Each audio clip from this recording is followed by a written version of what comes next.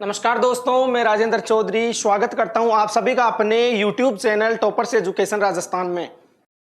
जैसा कि आप सभी को पता है, राजस्थान हाईकोर्ट की एग्जाम की तैयारी को और अधिक मजबूत करने के लिए हमने राजस्थान जीके की प्रश्नों की एक महत्वपूर्ण श्रृंखला शुरू की है और इसकी 3 क्लासेज अपन पहले पढ़ चुके हैं। आज चर्चा करने वाले अपन क्लास नंबर 4 पे।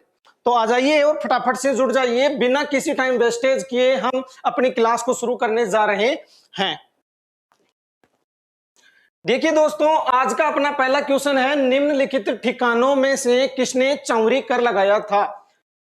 निम्नलिखित ठिकानों में से किसने चौरी कर लगाया था।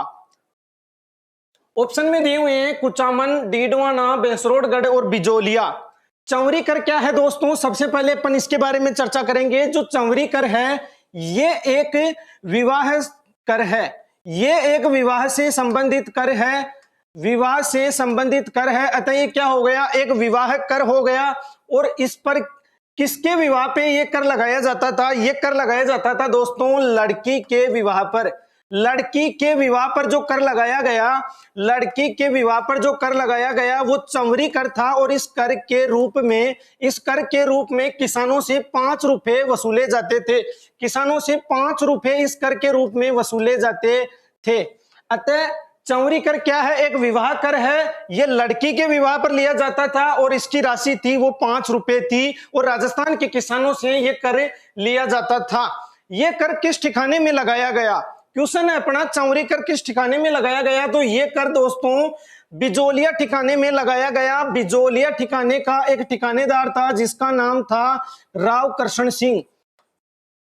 बिजोलिया ठिकाने का ठिकानेदार था जिसका नाम था दोस्तों राव कृष्ण सिंह। राव कृष्ण सिंह ने किसानों पर यह कर लगाया। और यह कर कब लगाया, यह कर लगाया था 1903 ईस्वी में। 1903 में चौरी कर लगाया, बिजोलिया के ठिकानेदार ने लगाया। 1903 में लड़की के विवाह पे यह कर वसूला जाता था।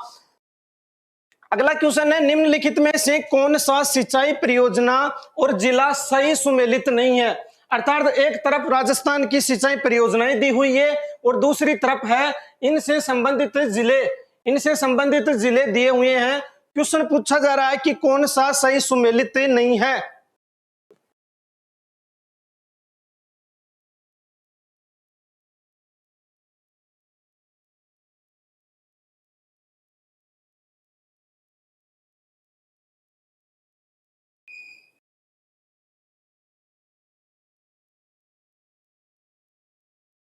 एक तरफ सिंचाई परियोजनाएं दी हुई है, दूसरी तरफ है इनसे संबंधित जिले।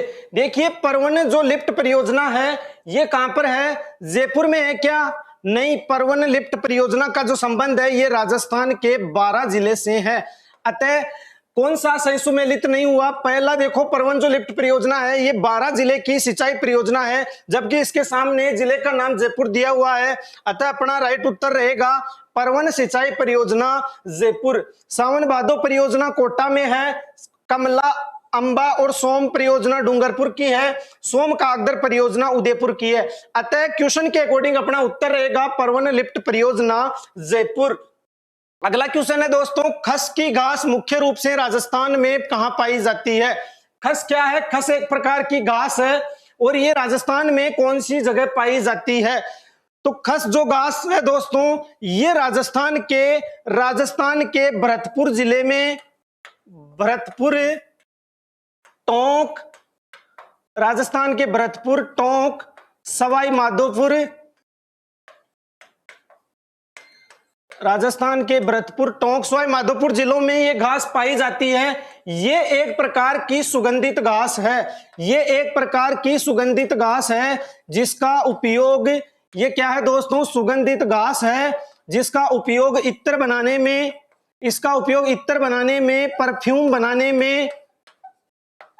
परफ्यूम बनाने में व शरबत बनाने में किया जाता है। अतः क्वेश्चन के ऑप्शनों के अकॉर्डिंग अपना उत्तर रहेगा भरतपुर व टोंक वन विभाग में ये घास पाई जाती है। अतः अपना उत्तर रहेगा ऑप्शन नंबर 4। अगला क्वेश्चन है दोस्तों, निम्नलिखित में से कौन सा आभूषण सुमेलित नहीं है। निम्नलिखित में से कौन सा आभूषण सही सुमेलित नहीं है। तगड़ी कहां पर पहना जाता है, तगड़ी नामक आभूषण महिलाओं द्वारा कमर पे पहना जाता है। रमजोल नामक आभूषण रमजोल जो होता है ये कलाई का आभूषण नहीं है। ये आभूषण कहाँ का है? ये पैर की अंगुली में पहना जाता है। रमजोल आभूषण पैर की अंगुली में पहना जाता है। पैर की अंगुली में पहना जाता है, सुरलिया कानों में पहना जाता है और तीमणिया गले में पहना जाता है।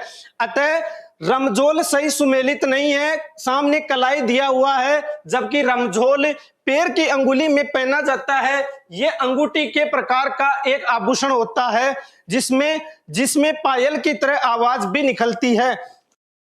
अगला क्वेश्चन है, केसरी सिंह बारट ने चेतावनी का चुंगटिया। केसरी सिंह बारट ने चेतावनी का चुंगटिया किसे संबोधित करते हुए लिखा? चेतावनी का चुंगटिया राजस्थान का एक ग्रंथ है दोस्तों। ये किसने लिखा था? ये लिखा था केसरी सिंह बारट ने। केसरी सिंह बारट ने चेतावनी रा चुंगटिया नामक ग्रंथ लिखा था। और ये किस भाषा में लिखा था? ये भाषा थी इसकी दोस्तों डिंगल भाषा में ये ग्रंथ लिखा गया है। डिंगल भाषा में ये ग्रंथ लिखा गया है। और ये किसे भेंट किया था? ये भेंट किया था महाराणा फतेह सिंह को। महाराणा फतेह सिंह मेवाड़ के महाराणा थे, जिनको केसरी सिंह बारट ने ये ग्रंथ लिखा। और इसमें देशभक्ति से संबंधित भावनाएं जुड़ी हुई थी। और दिल्ली में एक दरबार था दोस्तों। ये दरबार किसने लगाया था? दिल्ली दरबार लगाया था लॉर्ड कर्जन ने। दिल्ली दरबार लगाया था लॉर्ड कर्जन ने। एक अंग्रेज अधिकारी था जिसका नाम था लॉर्ड कर्जन। लॉर्ड कर्जन के इस दिल्ली दरबार में जब इन्होंने चेतावनी रा चुंगटिया को पढ़ा तो इन्होंने दिल्ली दरबार में शामिल नहीं हुए। अगला क्वेश्चन है, मलिक साहब की मस्जिद कहां पर स्थित है? मलिक साहब की मस्जिद जालोर में स्थित है और इसका निर्माण अलाउद्दीन खिलजी ने करवाया था। मलिक साहब की जो मस्जिद है ये जालोर के किले में स्थित है, जिसका निर्माण अलाउद्दीन खिलजी ने करवाया था। 1857 की क्रांति में अंग्रेज एवं जोधपुर राज्य की संयुक्त सेना को किसने पराजित किया? 1857 की जो क्रांति हुई थी उस समय अंग्रेज एवं जोधपुर राज्य की संयुक्त सेना को किसने पराजित किया था? तो पराजित करने वाले थे कुशाल सिंह चंपावत। ठाकुर कुशाल सिंह चंपावत कहां के थे? ये आहुआ के थे। ठाकुर कुशाल सिंह चंपावत आहुआ के ठिकानेदार थे और इन्होंने अंग्रेजी सेना को पराजित किया। कितनी बार पराजित किया? 2 बार पराजित किया। एक बार इनके बीच में 8 सितंबर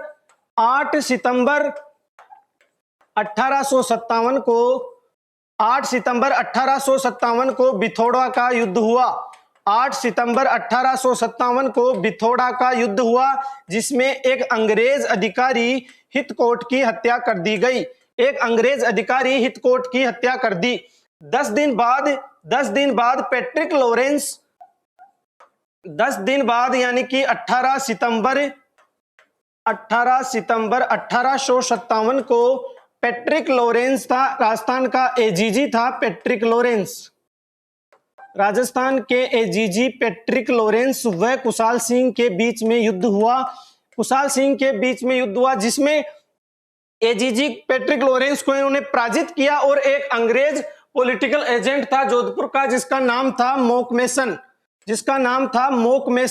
इस मोक मेसन का क्या किया दोस्तों? इन्होंने सिर काट दिया और सिर काट के जोधपुर के किले में घुमाया। इसका सिर काटा और पूरे जोधपुर के किले में घुमाया। अतः 1857 की क्रांति के समय पराजित करने वाला शासक कौन था? तो वो था ठाकुर कुशाल सिंह चंपावत। राजस्थान के किस भाग में मक्का का सर्वाधिक उत्पादन होता है? राजस्थान में बोई जाने वाली मक्का फसल का उत्पादन सर्वाधिक किस भाग में होता है? देखिए, मक्का एक खरीफ की फसल है। मक्का राजस्थान में खरीफ के मौसम में बोई जाने वाली क्या है? फसल है। इसका जो उत्पादन है दोस्तों, इसका उत्पादन राजस्थान में सर्वाधिक चित्तौड़गढ़ में, चित्तौड़गढ़ के बाद में भीलवाड़ा में, राजसमंद में, चित्तौड़गढ़, भीलवाड़ा, राजसमंद, बांसवाड़ा और डूंगरपुर जिलों में इसका सर्वाधिक उत्पादन किया जाता है। डूंगरपुर जिलों में भी इसका सर्वाधिक उत्पादन किया जाता है। अतः ये जो जिले हैं इनकी राजस्थान में स्थिति अगर देखी जाए तो वो है दक्षिणी और दक्षिणी पूर्वी। अतः अपना उत्तर रहेगा ऑप्शन नंबर ए। अगला क्वेश्चन है दोस्तों, सुमेलित कीजिए। एक तरफ राजस्थान की हस्तकलाएं दी हुई है तो दूसरी तरफ इनसे संबंधित जो स्थान है उनकी सूची दी हुई है। तो अपन को इन्हें मिलान करना है, नीचे दिए हुए कूट के आधार पे सही उत्तर का क्या करना है, अपने को चयन करना है। अजरक प्रिंट देखा जाए तो ये कहां की है, ये बाड़मेर की है। अजरक प्रिंट का संबंध बाड़मेर से हुआ। पावरलूम कपड़ों पर जो छपाई है ये बालोतरा में की जाती है, बालोतरा में की जाती है। बालोतरा कहां पर है, बालोतरा बाड़मेर में है, बालोतरा बाड़मेर में है। मोठड़ा जो है ये एक पगड़ी का प्रकार है, मोठड़ा पगड़ी का प्रकार है जो जोधपुर की फेमस है। और मसूरिया साड़ी कैथून कोटा की प्रसिद्ध है, मसूरिया साड़ी कैथून कोटा की प्रसिद्ध है। अतः 4, 3, 2 और 1 कौन से ऑप्शन में आ रहा है, 4, 3, 2, 1 option number A, option number A अपना राइट आंसर रहेगा। अगला क्वेश्चन देखिए दोस्तों, अपना 100 नंबर का क्वेश्चन है।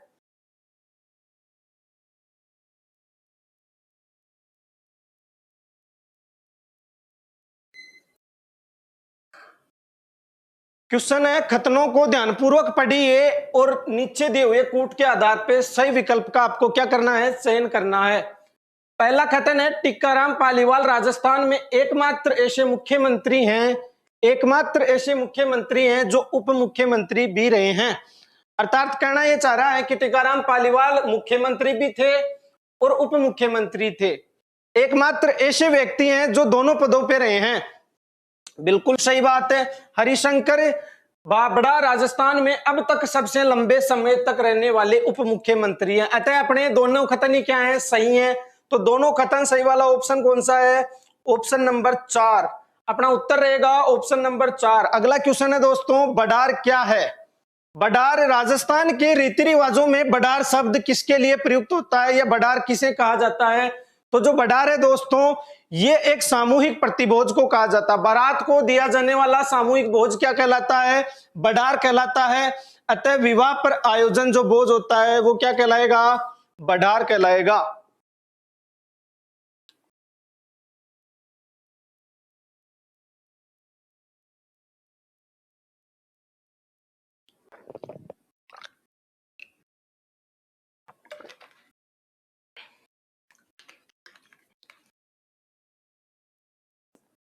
अगला क्वेश्चन है, सांप्रदायिक सौहार्द के प्रतीक काजी हमीमुद्दीन नागौरी किस सूफी सिलसिले के थे।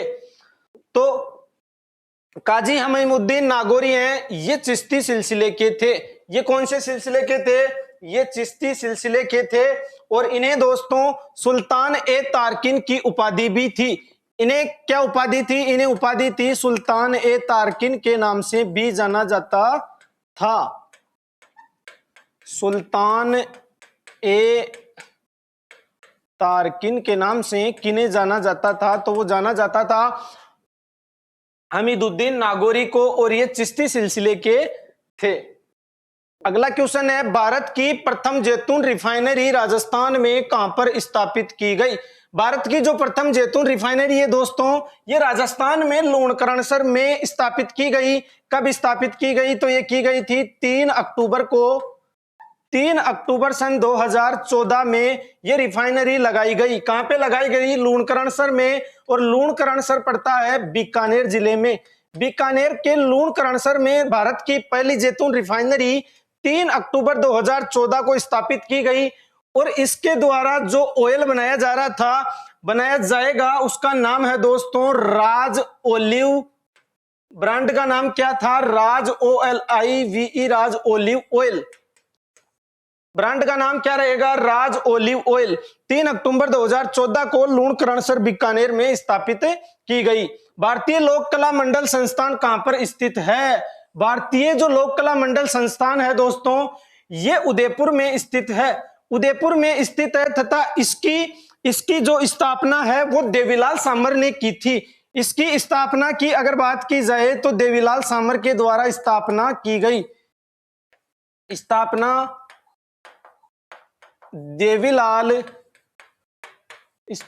देवीलाल सामर के द्वारा की गई। और ये स्थापना कब की गई? स्थापना की गई दोस्तों 1952 में। 1952 में भारतीय लोक कला मंडल की स्थापना उदयपुर जिले में की गई देवीलाल सामर के द्वारा 1952 में। ये जो मंडल है ये संगीत,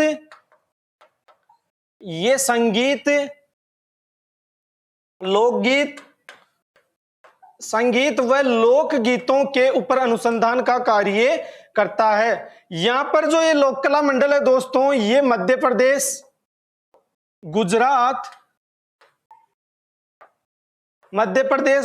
व राजस्थान तीनों के संयुक्त रूप से अनुसंधान का कार्य करता है। तो ये अपना राजस्थान में स्थापित भारतीय लोक कला मंडल का उदयपुर में स्थित है। निम्न में से कौन सा युग्म सुमेलित नहीं है? नेगेटिव क्वेश्चन है कि कौन सा युग्म सही सुमेलित नहीं है। एक तरफ दिए गए हैं कुछ ग्रंथ और दूसरी तरफ इनके क्या है, लेखक दिए हुए हैं। वंश भास्कर किसके द्वारा लिखा गया? ये लिखा गया सूर्यमल्ल मिश्रण के द्वारा, बिल्कुल सही है। कुवलय माला को उद्योतम सूरी द्वारा लिखा गया। पृथ्वीराज विजय के लेखक कौन है? पृथ्वीराज विजय के लेखक है दोस्तों जयानक भट्ट, लेकिन यहाँ पे दिया हुआ है चंद्रवरदाई, जो बिल्कुल क्या है, गलत है। अतः पृथ्वीराज विजय का लेखक कौन है? पृथ्वीराज विजय का लेखक है जयानक भट्ट। जयानक भट्ट के द्वारा पृथ्वीराज विजय लिखी गई थी और हम्मीर महाकाव्य नैनचंद्र सूरी के द्वारा लिखा गया। अतः अपना उत्तर रहेगा ऑप्शन नंबर 3। अगला क्वेश्चन है, अकबर द्वारा निर्मित शुक्र तालाब किस किले में स्थित है? अकबर के द्वारा निर्मित जो शुक्र तालाब है वो किस किले में स्थित है? तो अकबर ने दोस्तों, अकबर की एक नीति थी, मुगल बादशाह अकबर की एक नीति थी, उस नीति का नाम था सुलह कुल की नीति। नीति का नाम था सुलह कुल की नीति। और इसका अर्थ क्या था? इसका अर्थ था दोस्तों कि या तो राजपूतों मेरे साथ समझौता कर लो, नहीं तो आप मेरे साथ, या तो मेरी अधीनता स्वीकार कर लो, नहीं तो मेरे से आपको क्या करना पड़ेगा, युद्ध करना पड़ेगा। अतः अधीनता स्वीकार करने में सबसे पहले जो जिस आदमी का हाथ है, या सबसे पहले जिस शासक का, जिस रियासत का हाथ है, तो वो है 1562 में अकबर की सबसे पहले जो अधीनता स्वीकार की थी वो की थी आमेर के राजा भारमल ने। आमेर के शासक थे भारमल ने अकबर की सबसे पहले अधीनता स्वीकार की थी 1562 में।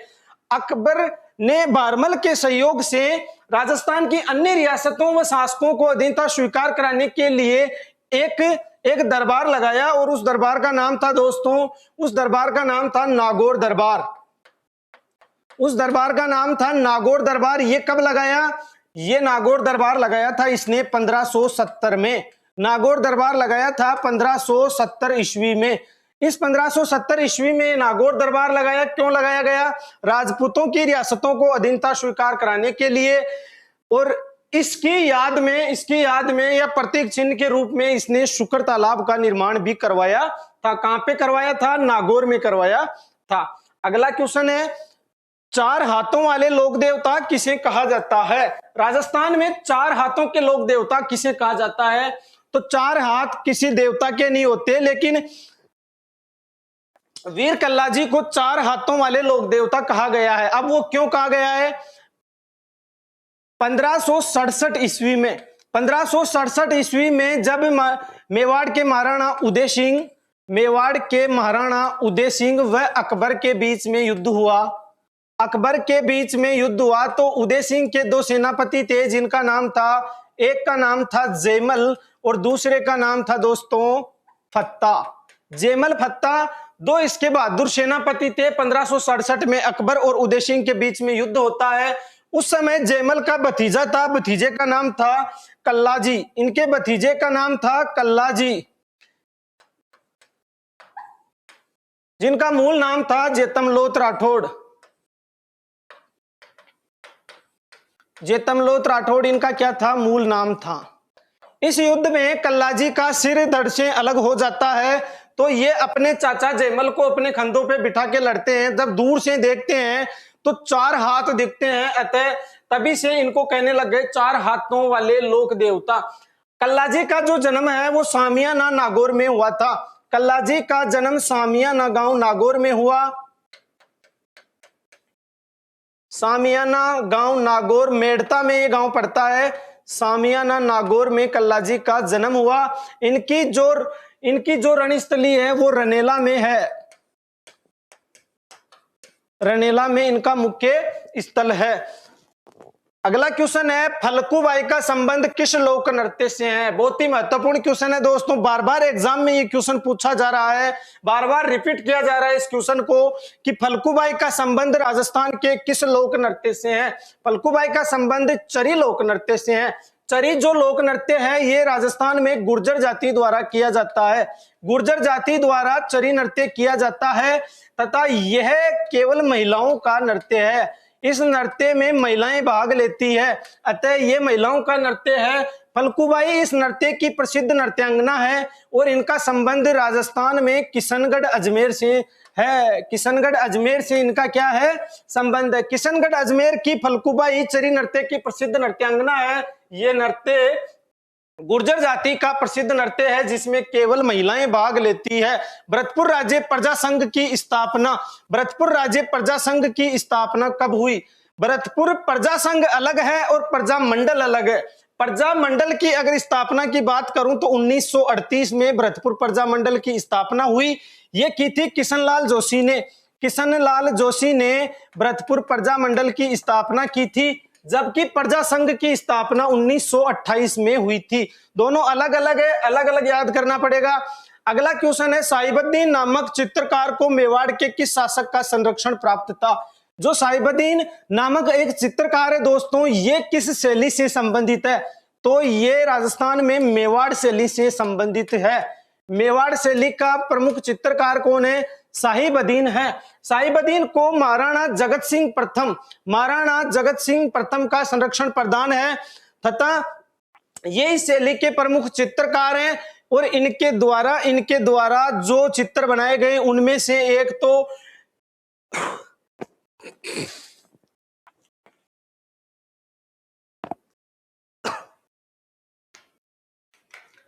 मेवाड़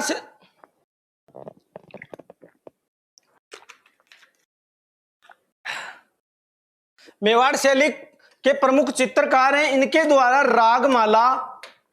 द्वारा रागमाला व रसिक प्रिया नाम के दो प्रमुख चित्र बनाए गए।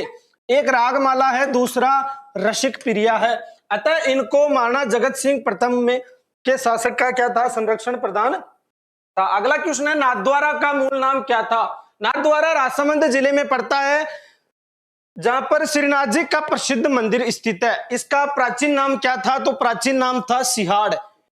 नाथद्वारा का प्राचीन नाम सिहाड़ था। निम्नलिखित में से राजस्थान के किन जिलों के समूह में मुख्यतः कच्छारी मृदा पाई जाती है? तो कच्छारी मृदा जो है राजस्थान के किन जिलों में पाई जाती है? कच्छारी मृदा दोस्तों राजस्थान में कोटा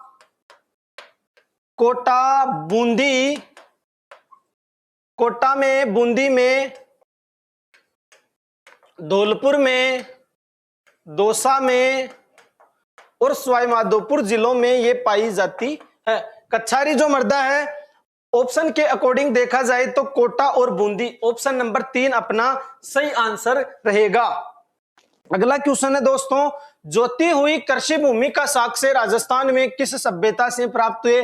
तो जोते हुए खेत के अवशेष कालीबंगा सभ्यता से प्राप्त हुए। कालीबंगा सभ्यता जो है इसका मूल नाम या अर्थ जो है वो होता है काले रंग की चूड़ियां। काले रंग की चूड़ियां, कालीबंगा का शाब्दिक अर्थ होता है काले रंग की चूड़ियां। इसकी खोज 1951-52 में अमलानंद घोष ने की थी। कालीबंगा सभ्यता की खोज अमलानंद घोष ने 1951-52 में की और इसका संबंध राजस्थान में हनुमानगढ़ जिले से रहा है। अतः जोती हुई खेती के साक्ष्य जो मिले हैं वो कालीबंगा सभ्यता से प्राप्त हुए हैं। अगला क्वेश्चन है दोस्तों, विजय सिंह पथिक ने किस समाचार पत्र के माध्यम से बिजोलिया किसान आंदोलन का प्रचार पूरे भारत में कर दिया? तो समाचार पत्र का नाम था प्रताप समाचार पत्र। ये जो समाचार पत्र है दोस्तों ये कानपुर से प्रकाशित होता था। कानपुर से ये प्रकाशित होता था। प्रताप समाचार पत्र कानपुर से प्रकाशित होता था और इनका इस कार्य में जो सहयोग किया था विजय सिंह पथिक का, वो था गणेश शंकर विद्यार्थी। गणेश शंकर विद्यार्थी, गणेश शंकर विद्यार्थी, गणेश शंकर विद्यार्थी था, प्रताप समाचार पत्र था और यह कानपुर से प्रकाशित होता था।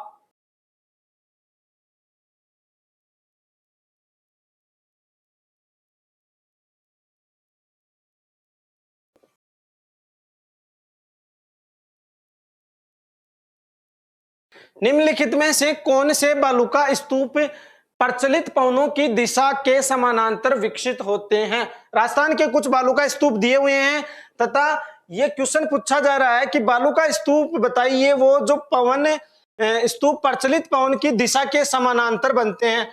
पवन की दिशा के समानांतर बनने वाले बालुका स्तूप का नाम है शीप। बरखान जो है ये अर्धचंद्राकार बालुका स्तूप होता है, अर्धचंद्राकार बालुका स्तूप। पैराबोलिक है, ये वनस्पति और समतल मरुस्थल के बीच में होता है, वनस्पति व समतल मरुस्थल के बीच में। अनुप्रस्थ है, ये वायु के समकोण की दिशा में बनते हैं, वायु के समकोण दिशा में। वायु के समकोण दिशा में बनने वाले बालुका स्तूपों को अनुप्रस्थ कहते हैं। अर्धचंद्राकार आकृति के बालुका स्तूप बरखान कहलाते हैं और वायु के समांतर दिशा वाले शीप हो गए। पैराबोलिक है, जो वनस्पति और समतल के बीच में बनने वाले बालुका स्तूप होते हैं। दोहद येलो किस फसल की उन्नत किस्म है? जो दोहद येलो है दोस्तों, ये चने की प्रमुख क्या है, किस्म है। अगला क्वेश्चन है, निम्नलिखित को सुमेलित कीजिए, नीचे दिए गए कूट में से सही उत्तर का चयन कीजिए। एक तरफ कुछ उद्योग हैं और दूसरी तरफ है इनके प्रमुख स्थान, इनको स्थानों से सुमेलित करना है। राजस्थान स्टेट केमिकल वर्क्स का कारखाना कहां पर है? ये डीडवाना नागौर में है। राजस्थान स्टेट केमिकल वर्क्स का कारखाना डीडवाना नागौर में है।